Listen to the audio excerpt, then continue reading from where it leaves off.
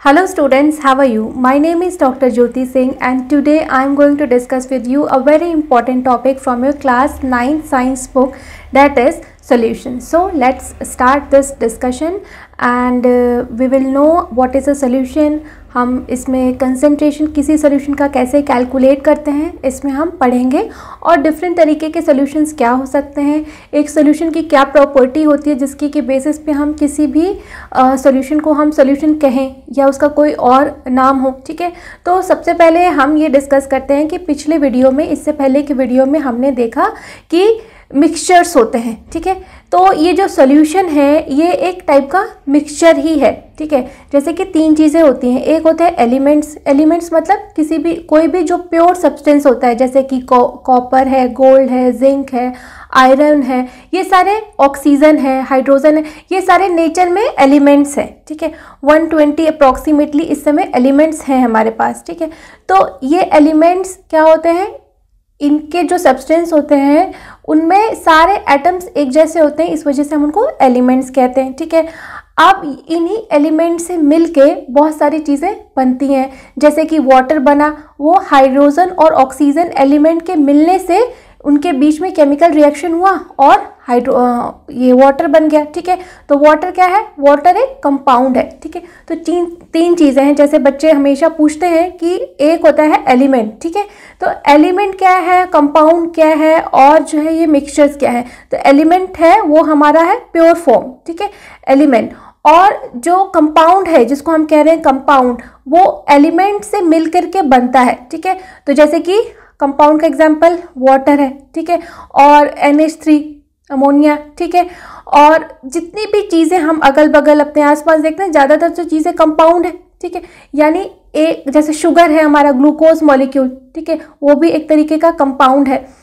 तो एलिमेंट से मिलके कंपाउंड्स बनते हैं, लेकिन जब यही कंपाउंड्स फिर से दूसरे किसी कंपाउंड से मिलते हैं, ठीक है, तो हम कहते हैं मिक्सचर बन गया।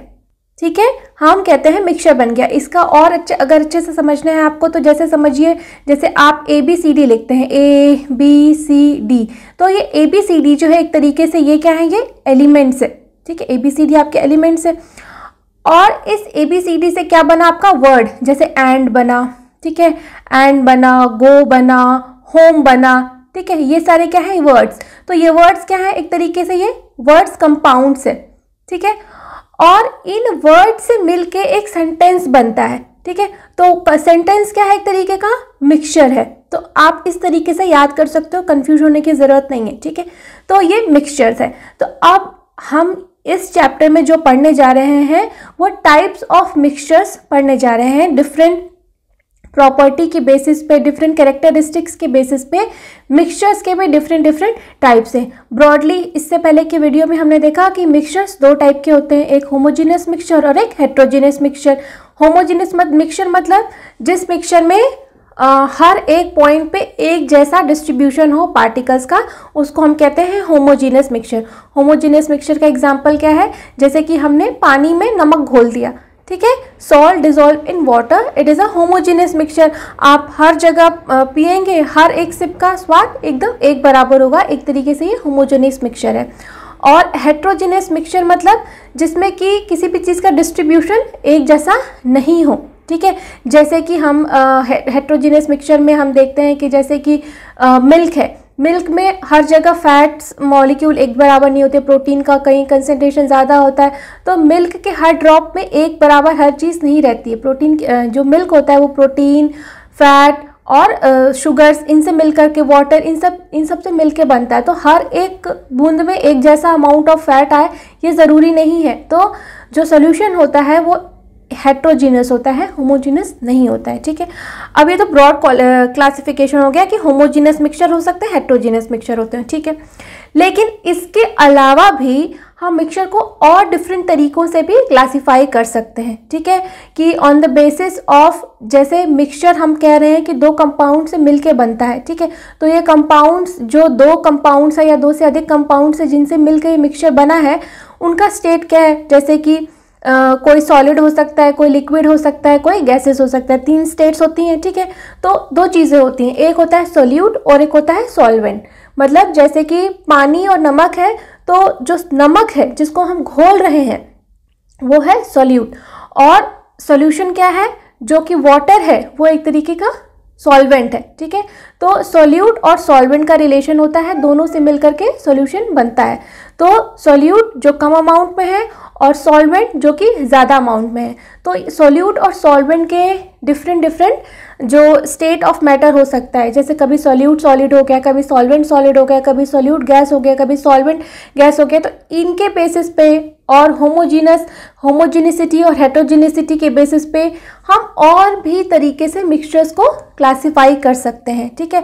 तो उसी में से एक क्लासिफिकेशन है सॉल्यूशन। इसके बाद हम पढ़ेंगे सस्पेंशन और उसके बाद हम पढ़ेंगे कोलॉइड्स। तो इस वीडियो में हम टाइप ऑफ मिक्सचर पढ़ रहे हैं जो कि है सॉल्यूशन। सॉल्यूशंस के बारे में हम पढ़ेंगे कि सॉल्यूशंस का क्या बिहेवियर होता है और किन चीज़ों को हम सॉल्यूशन कहेंगे और किन चीज़ों को नहीं कहेंगे, ठीक है। तो solution is also a type of mixture. Okay, so let's start. A solution is a homogeneous mixture of two or more substances। तो सबसे पहले स्टेटमेंट में ही कह दिया गया है कि जो सोल्यूशन होता है वो एक होमोजीनस मिक्सचर होता है दो या दो से अधिक सब्सटेंसेस का। यानी सोल्यूशन की सबसे पहले कैरेक्टरिस्टिक प्रॉपर्टी है कि वो होमोजीनस होता है, वो थ्रू आउट उसका जो कंपोजिशन होता है वो सेम होता है, ठीक है। So you come across various type of solutions in your daily life। लेमनोड नींबू पानी जो आप पीते हो, ठीक है, soda water etcetera are all examples of solutions. क्योंकि आपको लेमनोड और सोडा वाटर इनकी हर एक बूंद का स्वाद एकदम एक जैसा रहता है, ठीक है। और जब हमने इनको माइक्रोस्कोपिक लेवल पे भी स्टडी किया तो हमने ये पाया कि इनका जो पार्टिकल डिस्ट्रीब्यूशन होता है, सॉल्यूट का जो डिस्ट्रीब्यूशन होता है सॉल्वेंट में, वो एकदम एक बराबर होता है, होमोजीनियस होता है। इस वजह से हमने इसको कहा कि ये होमोजीनियस होते हैं। जो सॉल्यूशंस होते हैं वो होमोजीनियस उनका कैरेक्टरिस्टिक प्रॉपर्टी है। Usually we think a solution as a liquid that contains either a solid, liquid or a gas. Generally हम सॉल्यूशन का मतलब समझते हैं कि कुछ कोई लिक्विड चीज़ होगी, उसके अंदर कुछ सॉलिड घुला होगा, जैसे पानी है उसमें नमक घुला होगा तो हम उसको सॉल्यूशन कहते हैं, है ना। या पानी के अंदर कोई गैस डिजॉल्व होगी, या पानी के अंदर कुछ लिक्विड वाला, जैसे पानी के अंदर हम नींबू निचोड़ दें तो वो भी एक तरीके का सॉल्यूशन। मतलब हम सॉल्यूशन का मतलब लिक्विड ही समझते हैं, पर ऐसा ज़रूरी नहीं है। जैसे मैंने बताया ना, दो चीज़ें होती हैं, एक होता है हमारे पास सोल्यूट, ठीक है, और एक होता है हमारे पास सॉल्वेंट, ठीक है। दो चीज़ें होती हैं, एक सोल्यूट और एक सॉल्वेंट। सोल्यूट वो जो कम अमाउंट में घोला जाता है और सॉल्वेंट वो जो ज़्यादा अमाउंट में प्रेजेंट रहता है सोल्यूशन में, ठीक है, उसको हम सॉल्वेंट कहते हैं। But we can also have solid solutions. लेकिन हमारे पास सॉलिड सोल्यूशंस भी हो सकते हैं। उसका एग्जाम्पल क्या है, जैसे कि अलॉयज़, जो मेटल अलॉयज़ होते हैं वो भी एक तरीके का सॉल्यूशन होते हैं, ठीक है। एंड गैसियस सॉल्यूशन भी हो सकता है हमारे पास। ज़रूरी नहीं कि हमेशा सॉल्यूशंस लिक्विड ही हों, गैसियस सॉल्यूशंस भी हो सकते हैं, जैसे कि एयर, ठीक है। एयर का भी हमारा कंसंट्रेशन हमको पता है कि एयर में 78% नाइट्रोजन है, 21% ऑक्सीजन है और बाकी अमाउंट दूसरी गैसेस का है, जो कि बहुत माइन्यूट क्वांटिटी में है, ठीक है। तो ये भी सोल्यूशन के एग्जाम्पल्स हैं। In a solution there is homogeneity at the particle level. तो पार्टिकल लेवल पे होमोजिनिटी होता है, मतलब कि जो भी पार्टिकल्स उसके अंदर डिसॉल्व है वो पार्टिकल्स हर एक जगह पे एकदम बराबर अमाउंट में डिस्ट्रीब्यूटेड होंगे, ठीक है। कहीं ऐसा नहीं है कि कुछ पार्टिकल्स कहीं पे ज़्यादा, कुछ पार्टिकल्स कहीं पे कम, ऐसा नहीं है। उनका डिस्ट्रीब्यूशन होमोजीनस होगा, एकदम एक बराबर होगा। Fine. So for example lemonade taste the same throughout. जैसे आप नींबू पानी पीते हो तो हर एक घूंट में आपको सेम स्वाद आता है। इसका मतलब है कि जो नींबू है वो पानी के में थ्रू आउट इक्वली डिस्ट्रीब्यूटेड है। नहीं तो कहीं पे अगर ज़्यादा होता तो किसी घूंट में, किसी सिप में आपको ज़्यादा खट्टा लगता, किसी में कम खट्टा लगता है कि नहीं। यानी अगर एक बराबर टेस्ट आ रहा है, इसका मतलब कि जो नींबू है वो पानी में एकदम अच्छे से हर जगह एकदम एक बराबर अमाउंट में डिस्ट्रीब्यूशन उसका है। Fine. So this shows that particles of sugar और salt are evenly distributed in the solution. तो इससे हमें पता चल जाता है, जैसे कि नींबू पानी बनाते हैं, नमक घोलते हैं पानी में या चीनी घोलते हैं, तो जब वो घोलते हैं तो वो इक्वली पूरे पानी में डिस्ट्रीब्यूट हो जाते हैं। जैसे कि अब हम एक एग्जाम्पल पढ़ते हैं अलॉयज़ का। ये बहुत इंपॉर्टेंट टॉपिक है कि वाटर अलॉयज़, ये भी पूछा जा सकता है आपसे, ठीक है। तो अलॉयज़ एक सोल्यूशन है, solid in solid. Fine. Alloys are mixtures of two or more metals or a metal and a non-metal and cannot be separated into their components by physical methods. तो alloys क्या है? Physical methods हम इनको separate नहीं कर सकते, इनको separate करने के लिए केमिकल मेथड ही हमको अपनाना पड़ेगा. तो alloys एक से दो या दो से अधिक मेटल्स या नॉन मेटल्स, ज़रूरी नहीं है कि मेटल और मेटल को मिक्स करें तभी अलॉयज़ बनेगा. नॉन मेटल जैसे कार्बन का भी मिक्सचर बहुत सारी जगहों पे होता है, जैसे जो स्टील बनता है उसमें आयरन के साथ हम कार्बन को मिलाते हैं, ठीक है, तो स्टील बनता है. तो अलॉयज़ मेटल का भी हो सकता है, मेटल और नॉन मेटल के मिलाने से भी अलॉयज़ बन सकता है. But still an alloy is considered as a mixture because it shows the properties of its constituents and can have variable composition. तो जो मिक्सचर्स होते हैं उनकी सबसे, जैसे हमने कहा था कि जो भी मिक्सचर्स होते हैं उनकी प्रॉपर्टी यही होती है कि हम उनको फिजिकल मेथड से सेपरेट कर सकते हैं, ठीक है, डिफरेंट फिजिकल मेथड से सेपरेट कर सकते हैं. लेकिन हम फिर भी अलॉयज़ को तो नहीं कर सकते ऐसे, लेकिन फिर भी हम अलॉयज़ को मिक्सचर्स में रखते हैं, ठीक है. इसलिए रखते हैं क्योंकि मिक्सचर की जो सबसे बड़ी प्रॉपर्टी होती है वो ये कि वो अपने कंस्टिट्यूएंट एलिमेंट्स की प्रॉपर्टी को भी शो करते हैं. जैसे मैंने पहले भी बताया था आपको कि सपोज़ आपके पास हाइड्रोजन गैस है, ठीक है, जैसे कि आपके पास हाइड्रोजन गैस है, वो आपको पता है कि बहुत ही इनफ्लेमेबल होती है, बहुत ज़्यादा जल्दी आग पकड़ती है, ठीक है, फ्लेम ले लेती है, ओके. और ऑक्सीजन गैस है, ये क्या करता है, ये आग को बर्निंग में सपोर्ट करता है, ठीक है. लेकिन इन्हीं दोनों से मिलके H2O बनता है जिसको कि हम कहते हैं वाटर, ठीक है. और ये वाटर क्या होता है, ये लिक्विड होता है, ठीक है. और ये दोनों गैस होती हैं, ये भी गैस होती है. तो इनकी प्रॉपर्टीज़ कितनी डिफरेंट है ना. हाइड्रोजन कैसी है, ऑक्सीजन कैसा है, लेकिन दोनों के मिलने से, केमिकल बॉन्ड बनने से वाटर वो बिल्कुल ही डिफरेंट है, ठीक है, वो बिल्कुल ही डिफरेंट है दोनों के कंस्टिट्यूएंट पार्टिकल, जबकि एक ही है. तो लेकिन जो मिक्सचर्स होते हैं उनमें ऐसा होता है कि वो ऐसा नहीं कि कुछ अलग सी प्रॉपर्टी शो करने लगे, नहीं, वो अपने कंस्टिट्यूएंट एलिमेंट्स जिससे वो बने हैं, जिन कंपाउंड से मिलके बने, उन्हीं की प्रॉपर्टी शो करेंगे. जैसे आप नींबू पानी पीते हैं तो नींबू पानी में आपको नींबू का भी टेस्ट आता है, पानी का भी टेस्ट आता है ना. ऐसा तो नहीं कि ऑल टुगेदर कुछ बिल्कुल अलग सा ही कुछ आपको टेस्ट आने लगे, नहीं ना.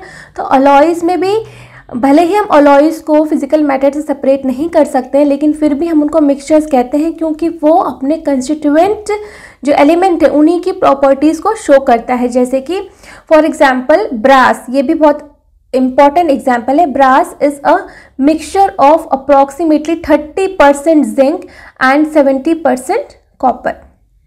तो जिंक और कॉपर का मिक्सचर है ये अलॉय, जिसमें कि 30% जिंक होता है और 70% कॉपर होता है, जिससे कि ब्रास बनता है. ब्रास के ताले आप लोग यूज़ करते हैं, कभी यूज़ किया होगा आपने, ठीक है. और solution has a solvent and a solute at its components. तो जो हमारा ये सोल्यूशन होता है उसमें दो कंपोनेंट्स होते हैं, एक होता है सॉल्वेंट और एक होता है सोल्यूट, ठीक है.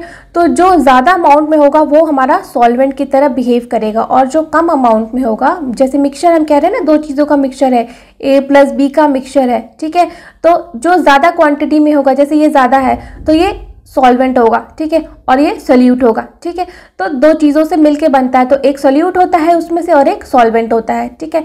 The components of the solution that dissolves the other component in it, usually the component present in larger amount. तो जो कंपोनेंट लार्जर अमाउंट में होगा वो सॉल्वेंट की तरह बिहेव करेगा, इज कॉल्ड द सॉल्वेंट, ठीक है. जैसे हम कहते हैं ना, नमक को पानी में घोल दिया, तो वाटर जो होता है वो क्या होता है, उसमें सॉल्वेंट होता है क्योंकि वो ज़्यादा अमाउंट में प्रेजेंट होता है, और जो सॉल्ट होता है वो सोल्यूट होता है, ठीक है. जो घुल जाता है उसको हम सोल्यूट कहते हैं.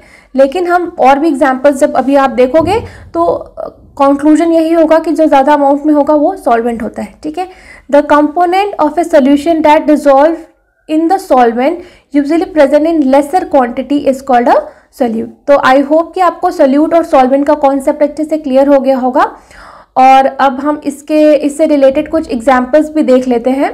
एग्जाम्पल्स में है a solution of sugar in water is a solid in liquid solution, in this solution sugar is the solute and water is the solvent. तो ये बहुत ही कॉमन सा एग्जाम्पल है सॉल्यूशन का कि जो चीनी है, शुगर है, उसको जब आप पानी में घोलते हैं तो वो एक सॉल्यूशन बनाता है, और जिस सॉल्यूशन में शुगर जो है, क्योंकि वो 1 चम्मच आपने शुगर लिया, कम अमाउंट में शुगर लिया और पानी ज़्यादा है, इस वजह से शुगर क्या है, सॉल्यूट है। सॉल्यूट मतलब जिसको घोला जाता है।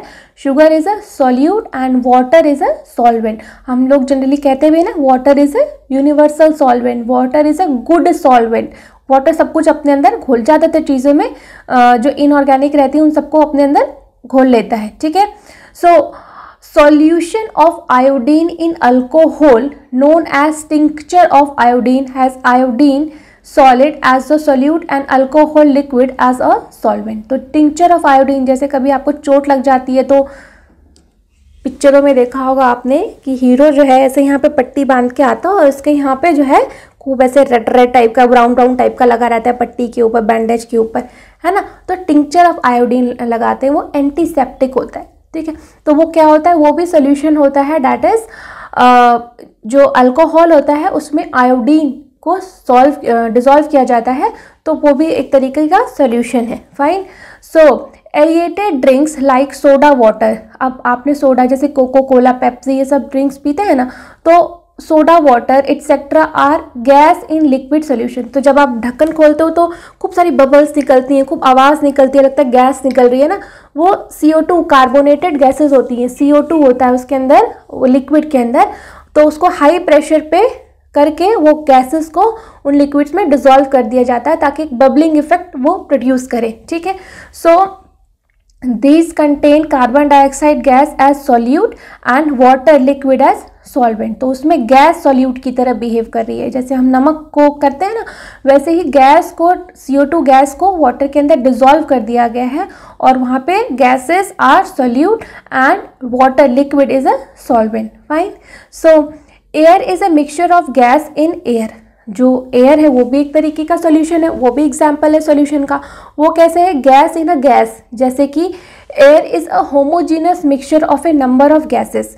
तो जैसे मैं यहाँ बैठी हूँ तो मैं ऑक्सीजन ले रही हूँ, यहाँ के इन्वायरमेंट में भी लगभग 78% नाइट्रोजन है, 21% ऑक्सीजन है लगभग, ठीक है। और कहीं और यहाँ से दूर आप दिल्ली में बैठे हैं, वहाँ पे भी, बैंगलोर में बैठे हैं, वहाँ पे भी, हरियाणा में बैठे हैं, पंजाब में बैठे, कहीं पे भी बैठे हैं, तो लगभग ऑलमोस्ट एटमॉस्फेयर का जो कंसंट्रेशन है गैसेस का वो इक्वल है कि नाइट्रोजन इज 78%, 21% ऑक्सीजन, ठीक है। और बाकी गैसेस का वेरिएशन थोड़ा बहुत रहता है इसके अंदर, ठीक है। So the other gases are present in very small quantities, और दूसरी गैसेज जो है वो स्मॉल क्वांटिटी में होती हैं। तो ये किस तरह का सोल्यूशन है, gas in a gas. Gas जो है गैस के अंदर डिसॉल्व है, तो यहाँ पे नाइट्रोजन क्योंकि ज़्यादा अमाउंट में है इसलिए जो नाइट्रोजन है वो सॉल्वेंट है और बाकी गैसेस जो है वो सोल्यूट है। फाइन। सो अब हम कुछ प्रॉपर्टीज़ देख लेते हैं, properties of a solution. Solution की क्या क्या प्रॉपर्टीज़ हो सकती हैं वो हम थोड़ा सा डिस्कस कर लेते हैं। तो a solution is a homogeneous mixture. तो जो पहली प्रॉपर्टी आपको एग्जाम में लिखने के लिए आ सकता है ये कि सॉल्यूशन की प्रॉपर्टी क्या है, a solution is a homogeneous mixture. पहला पॉइंट यही होना चाहिए कि सॉल्यूशन होमोजीनस मिक्सचर है, मतलब ये थ्रू आउट सेम रहता है। Fine. So the particles of a solution are smaller than 1 nanometre, that is 10 to the power -9 metre in diameter. तो जो सोल्यूशन के जो पार्टिकल्स होते हैं, जब उनकी हम माइक्रोस्कोपिक स्टडी करते हैं तो ऐसा पाया गया है कि उनका size 10 to the power -9 metre, यानी 1 नैनोमीटर से भी छोटा होता है, ठीक है। 1 नैनोमीटर या उससे छोटे साइज के इसमें पार्टिकल्स होते हैं, ठीक है। और so they can not be seen by the naked eyes, इसलिए वो खुली आंखों से तो दिख नहीं सकते क्योंकि बहुत छोटा होता है, 10 to the power -9 बहुत छोटा होता है, 1 नैनोमीटर, तो खुली आंखों से हमें नहीं दिखते हैं। तो ये भी एक कैरेक्टरिस्टिक प्रॉपर्टी है सोल्यूशन की।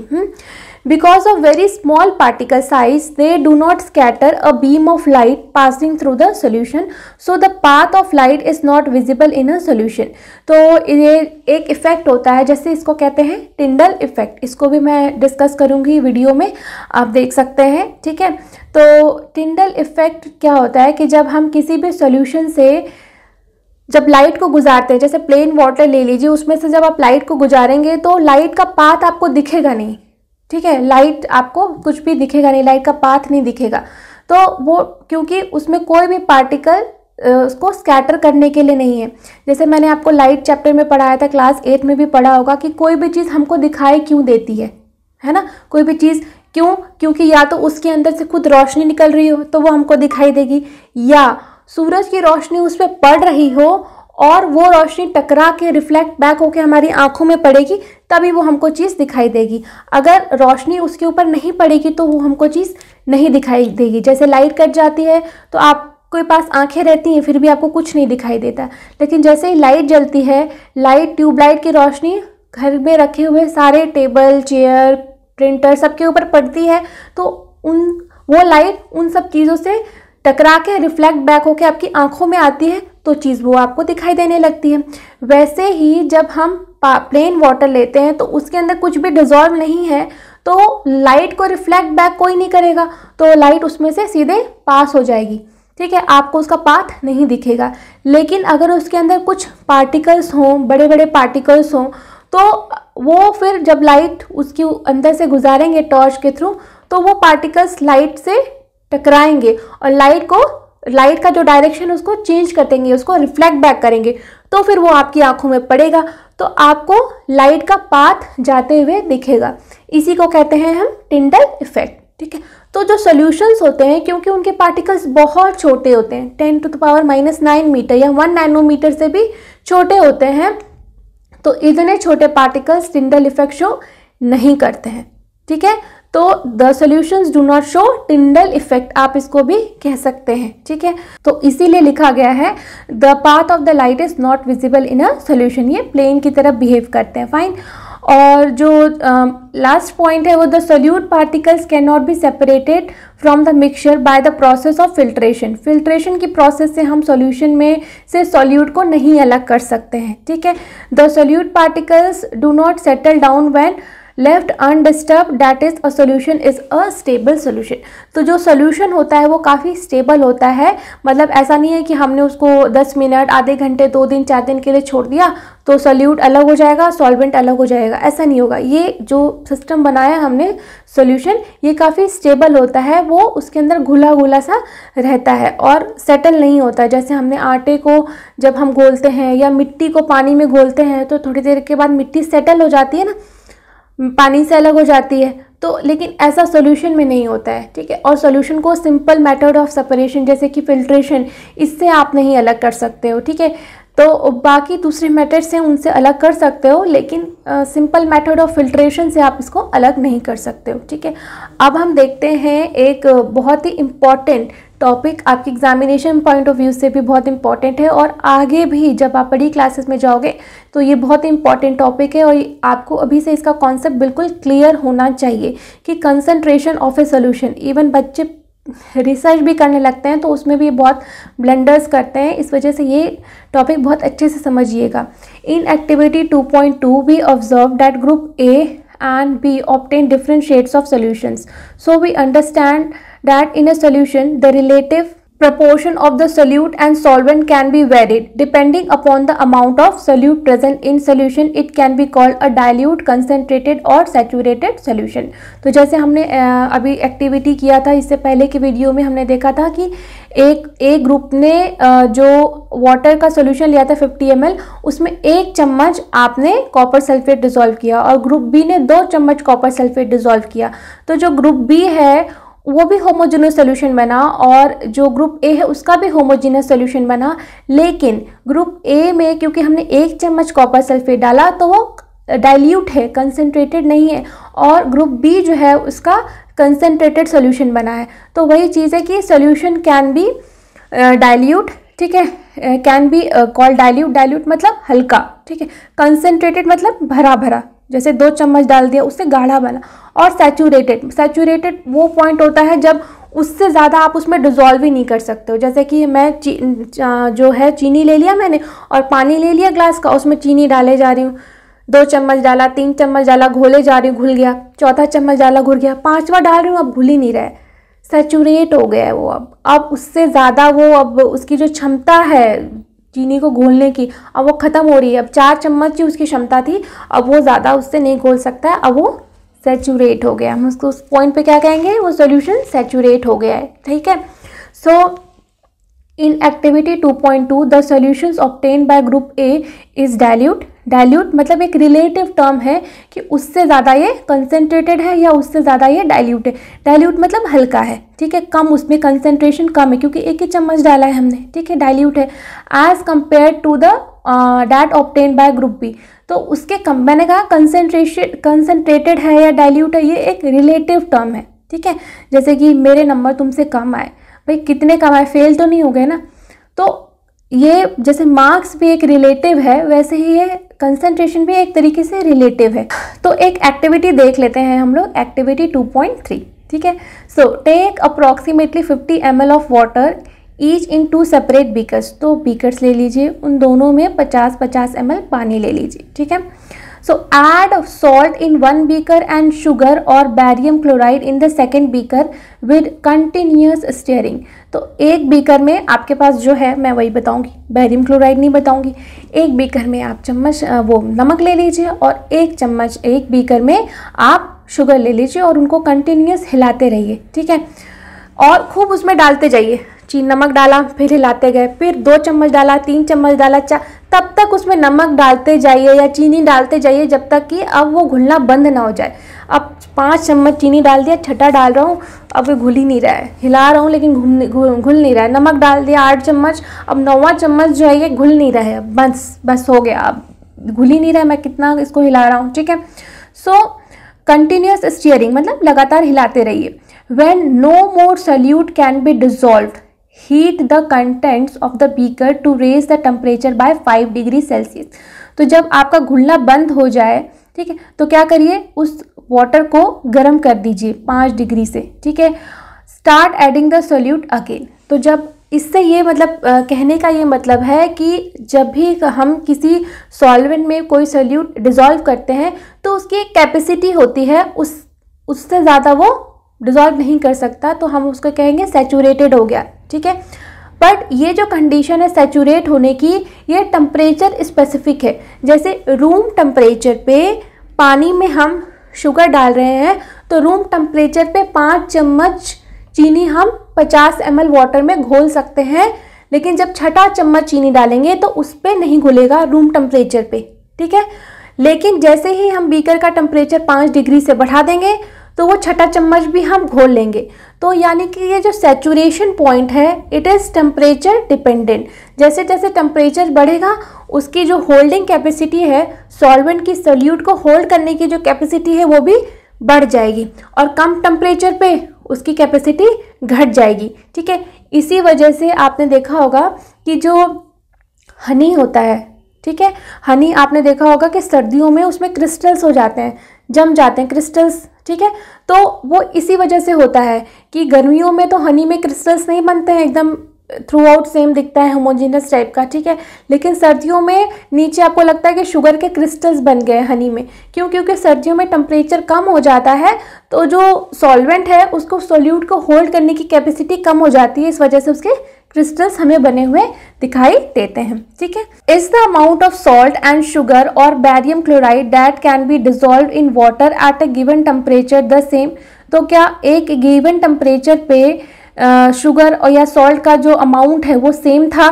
ठीक है। At any particular temperature a solution that has dissolve as much solute as it is capable of dissolving, it is said to be a saturated solution. तो किसी एक टेम्परेचर पे जो सॉल्वेंट जो है कितना सोल्यूट को डिसॉल्व करती है, ये उसका सैचुरेशन पॉइंट है। ठीक है। In other words, when no more solute can be dissolved in a solution at a given temperature, it is called saturated solution। तो at a given temperature लगाना बहुत ज़रूरी है, क्योंकि saturation temperature specific होता है। ठीक है। So at a given temperature, ठीक है, when no more solute can be dissolved in a solution is called it saturated solution। The amount of solute present in the saturated solution at this temperature is called its solubility। तो जो amount of solute होता है, जो एक saturated solution में amount of solute होता है, वो उसकी सॉल्युबिलिटी होती है, ठीक है। The amount of solute present in the saturated solution at this temperature is called its solubility and these terms are very important, ठीक है।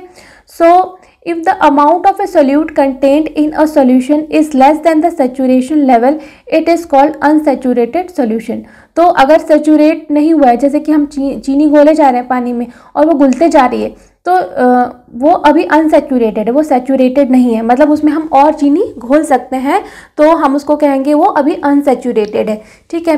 When what would happen if you were to take a saturated solution at a certain temperature and cool it slowly. तो किसी saturated temperature किसी saturated solution को अगर आप धीरे धीरे ठंडा करेंगे तो क्या होगा, वो जैसे कि कोई भी सैचुरेटेड सॉल्यूशन है उसको आप ठंडा करोगे तो फिर से उसमें क्रिस्टल जमने लग जाएंगे ना, क्योंकि वो उसकी होल्डिंग कैपेसिटी कम हो गई। अगर ठंडे पे जैसे जैसे हम हीट करते हैं उसकी होल्डिंग कैपेसिटी बढ़ती जाती है, हम उसमें और सोल्यूट डिसॉल्व कर सकते हैं, लेकिन जैसे जैसे हम कूल करते हैं उसकी होल्डिंग कैपेसिटी कम हो जाती है, ठीक है। We can infer from the above activity that different substances in a given solvent have different solubilities at the same temperature पे डिफरेंट सॉल्यूशंस डिफरेंट सॉल्युबिलिटी रखते हैं। जैसे कि नमक 4 चम्मच डिज़ोल्व हो सकता है उसी पानी में, उतने में और जो चीनी है वो 3 ही चम्मच डिज़ोल्व होगी, तो ये सब्सटेंस का भी वेरिएशन होता है, ठीक है। The concentration of a solution is the amount mass और volume of solute present in a given amount mass और वॉल्यूम ऑफ द सोल्यूशन। तो हम कंसंट्रेशन को कैसे एक्सप्रेस करते हैं, जैसे मास बाय मास भी कर सकते हैं, मास बाय वॉल्यूम भी कर सकते हैं, वॉल्यूम बाय वॉल्यूम भी कर सकते हैं। सॉल्यूट और सॉल्वेंट के कंसंट्रेशन को हम ऐसे रिप्रेजेंट करते हैं। तो ये जो कंसंट्रेशन है इसको कैसे रिप्रेजेंट किया जा सकता है, जैसे कि कंसंट्रेशन में क्या है, सॉल्यूशन, ठीक है। सॉल्यूशन में 2 चीज़ें हैं, एक सॉल्यूट और एक है सॉल्वेंट, ठीक है। तो सॉल्यूट और सॉल्वेंट को कंसंट्रेशन जो रिप्रेजेंट किया जाता है वो मास बाय मास भी किया जा सकता है, मतलब जैसे ग्राम बाय ग्राम, ठीक है, या केजी बाय केजी, या मास बाय वॉल्यूम भी किया जा सकता है कि इतना ग्राम इतने ml सॉल्यूशन में सॉल्वेंट में डिसॉल्व किया गया, इसको हम मास बाय वॉल्यूम कहेंगे। या वॉल्यूम बाय वॉल्यूम भी किया जा सकता है कि हमने जो है इतना वॉल्यूम इतने वॉल्यूम में डिसॉल्व किया गया, ठीक है। तो कंसंट्रेशन को इतने तरीके से रिप्रेजेंट किया जा सकता है, मास by mass, mass by volume, volume by volume, ठीक है। तो हम कुछ देखेंगे इसमें फॉर्मूलेज कि कैसे हम कंसंट्रेशन को कैलकुलेट करते हैं। There are various ways of expressing the concentration of a solution, but here we will learn only 3 methods. तो बहुत सारे तरीके हैं, लेकिन ये 3 मेथड्स जनरली यूज़ किए जाते हैं किसी भी कंसंट्रेशन, किसी भी सोल्यूशन की कंसंट्रेशन को बताने के लिए, ठीक है। So mass by mass percentage of a solution, mass by mass, जैसे मैंने कहा कि मास ऑफ सोल्यूट, ठीक है, जैसे कितना ग्राम चीनी, 10 ग्राम चीनी, मास ऑफ वाटर, कितने ग्राम वाटर में, ठीक है, उसका भी वजन ले लीजिए, ठीक है। तो मास ऑफ सोल्यूट और मास ऑफ सोल्यूशन, तो मास ऑफ सोल्यूशन में क्या होता है, मास ऑफ सोल्यूशन यहाँ लिखा है, तो मास ऑफ सोल्यूशन में मास of solute plus mass of solvent होता है, ठीक है, इनटू 100। तो इसको परसेंटेज में एक्सप्रेस किया जाता है कि इतना परसेंटेज ऑफ सोल्यूशन है मास बाय मास, ऐसे लिखा होगा। आप जब कभी किसी जगह पढ़िएगा तो आप ध्यान दीजिएगा, तो वहाँ पे मास बाय मास है ये मेंशन होता है, ठीक है। दूसरा तरीका है mass by volume percentage of a solution. तो मास ऑफ सोल्यूट हम ले लेंगे और जो हमारा अगर सोल्यूशन है वो लिक्विड है तो उसका वॉल्यूम लिया जाता है, तो वॉल्यूम ऑफ सोल्यूशन, तो इसमें volume of solute plus volume of solvent दोनों होता है, ठीक है, इनटू 100। और वॉल्यूम बाय वॉल्यूम भी लिया जाता है कि अगर दोनों ही लिक्विड फॉर्म में है तो हम generally volume by volume represent करते हैं, जैसे कि volume of solute plus divided by volume of solution. तो वॉल्यूम ऑफ सोल्यूशन में volume of solute plus volume of solvent into 100। तो इस तरीके से कंसंट्रेशन को हम रिप्रेजेंट करते हैं। इसका एक एग्जाम्पल भी दिया गया है, हम एग्जाम्पल के थ्रू एक क्वेश्चन को सॉल्व करते हैं। ये क्वेश्चन न्यूमेरिकल्स के फॉर्म में आपके एग्जाम में भी पूछा जा सकता है। A solution contains 40 gram of common salt in 320 gram of water. एक सोल्यूशन है उसमें 40 ग्राम जो है वो नमक है, कॉमन सॉल्ट है, और पानी जो जिसमें डिज़ोल्व किया गया है उसका वजन है 320 gram. Calculate the concentration in terms of mass by mass percentage of the solution. Mass by mass आपको बताना है, ठीक है। तो मास ऑफ सोल्यूट हम लिखेंगे 40 ग्राम, ठीक है, सॉल्ट है। मास ऑफ सॉल्वेंट वाटर जो है वो 320 ग्राम है। We know that mass of solution कैसे निकालेंगे, mass of solute plus mass of solvent, यानी 40 प्लस 320 ग्राम यानी 360 ग्राम।